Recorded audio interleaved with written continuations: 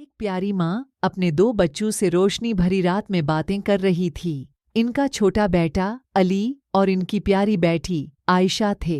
माँ ने सोचा एक कहानी सुनाना चाहिए जो उनकी रोशनी और रहनुमाई में मदद करेगी। अली, आयशा, आज मैं तुम्हें एक कहानी सुनाना चाहती हूँ, माँ ने शुरू किया।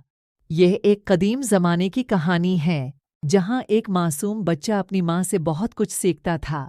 बच्चे उठ के माँ के पास बैठ गए और कहा, हान माँ, हम सुनते हैं। माँ शुरुआत करती हैं। एक ज़माने में एक छोटा सा गांव था जहाँ एक माँ अपने दो बेटों को अकेला पाल रही थी। इसका नाम फातिमा था।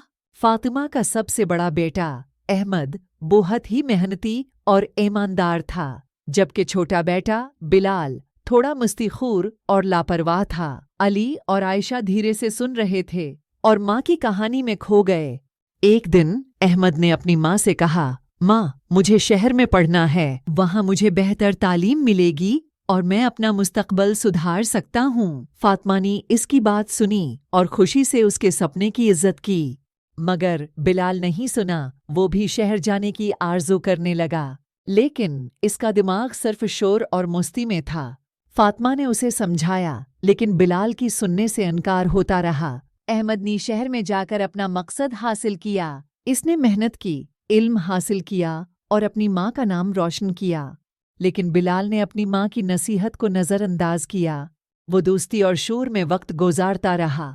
अली और आयशा के चेहरे पर गम और सोच की झलक थी। माँ ने उनसे कहा, बच्चों, ये कहानी हमें ये सिखाती है कि हमें अपने माँ बाप की बातों को हमेशा सुनना चाहिए। वो हमारे भले के लिए ही कहते हैं।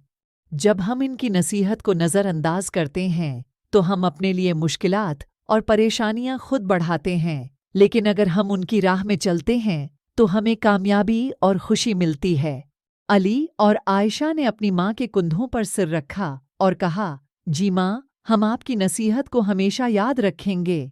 माँ मुस्कुराई और दुआ की, अल्लाह तुम दोनों को सलामत रखे और तुम्हारी जिंदगी में खुशियाँ भर दे। इस तरह माँ की कहानी ने उनके बच्चों के दिल में एक नया रास्ता रोशन किया, जहाँ नसीहत और माँ की बात की अहमियत समझ आ गई।